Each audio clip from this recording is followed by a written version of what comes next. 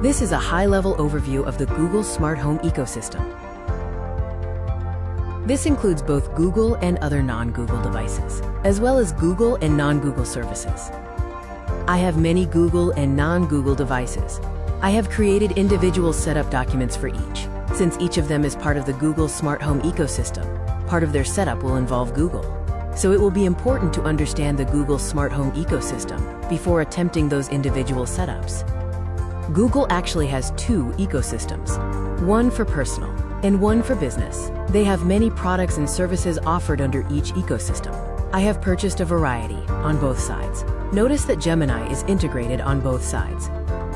Most of the smart home products and services are only offered under the personal side.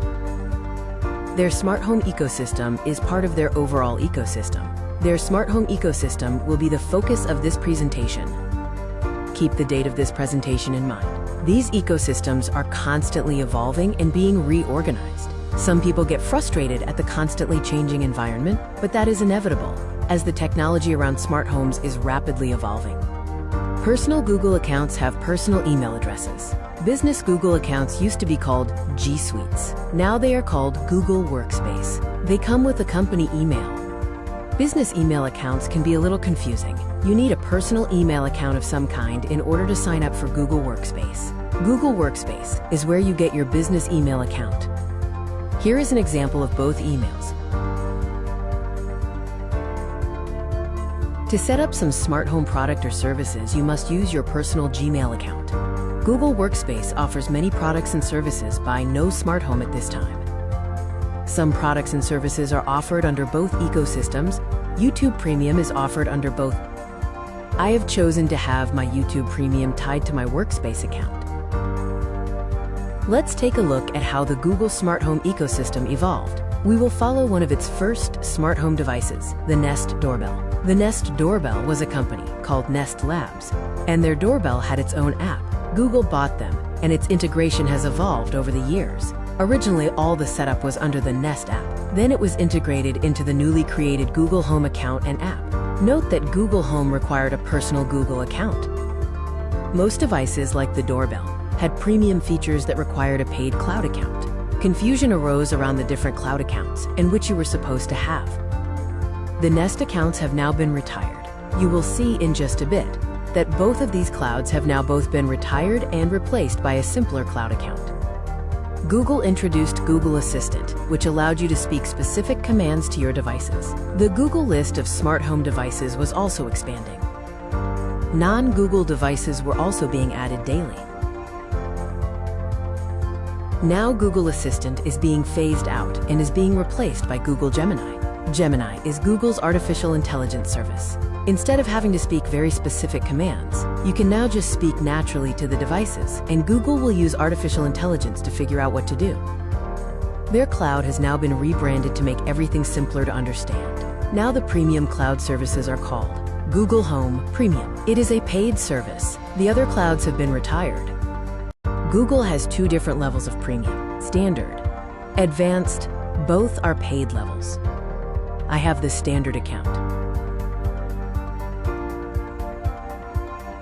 This is the same ecosystem for all of Google and non-Google personal smart devices and services. My standard cloud account provides expanded services for all my Google devices. Google Home allows for the setup of most of the consumer Google devices. I have all the devices shown here. It also allows for the integration of other devices. Their setup must be done in their own software, but Google Home can integrate them. Google Home also integrates other things like music, allowing you to use Google Assistant or Gemini to play music from your Pandora account.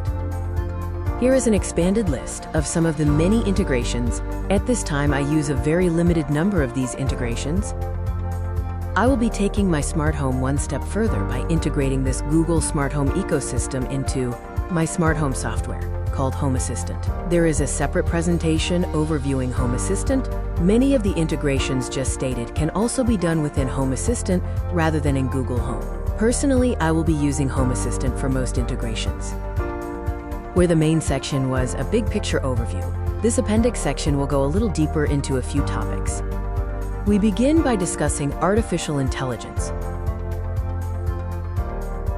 As noted earlier, Gemini is more powerful than Google Assistant. It allows you to use artificial intelligence to do all kinds of things. Better and more easily control your smart devices, but you can also ask questions about the world. Both are available across the ecosystem, but Google Gemini will be replacing Google Assistant. Eventually, I will be integrating my entire smart home under Home Assistant, where Google Home integrates with Gemini. Home Assistant can integrate with many AI models. I will probably stay with Gemini. Settings can require a little focus to understand. Settings allow you to enable Google Assistant and Gemini and many other items. These settings are in many locations, not just the device settings. This can be extremely confusing, but in this world of technology, this is the way it is.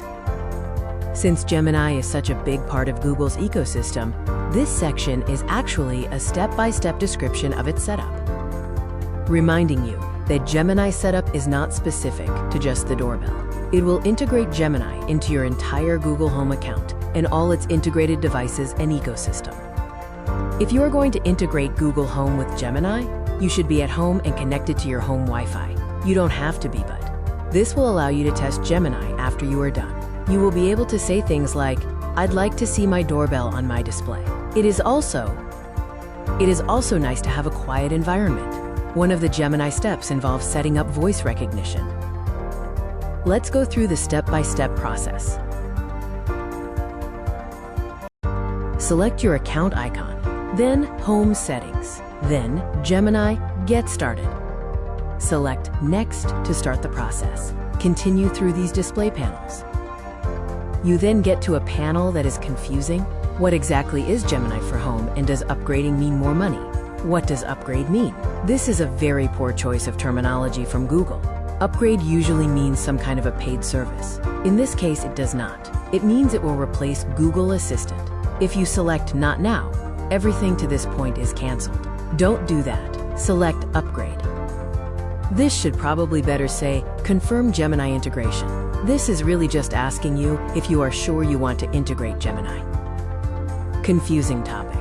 Google Home Premium allows you the choice to use Gemini. The Advanced plan allows you the choice to use even more of Gemini. In order to actually activate this choice, that is the process we just walked through. You have selected Upgrade to go forward, and then acknowledge the terms. Then next, to choose the voice Google will speak to you with. There are more voices available in settings, so just choose one of the voices and go on. Then go through the process of setting up so Google will recognize your voice. You have to speak several prompts, but it is a short process. You can always go back into Home Settings and add Voice Match, as well as other feature. Integrating Gemini into Google Home also integrates it into your entire Google personal ecosystem. This section will cover integrating non-Google devices with your Google Home. Checking your Google Home Premium status is very easy. Select the account settings. You will see all kinds of features that can be set up. Many of these features are based on a camera. You select the camera you want to apply the feature to. I am currently having trouble integrating my TP-Link cameras into Google Home. Therefore, it is not possible to use these features for them. This is a fairly common occurrence when integrating non-Google devices. There are some issues discussed online that make me think I may need to investigate further. It may be that getting my current webcams to work with Home Assistant may be a better solution. This section will cover integrating non-Google devices with your Google Home. These are the Google services I'm currently paying for. My storage is spread across Gphotos, Gmail, G Drive. This is the end of this presentation.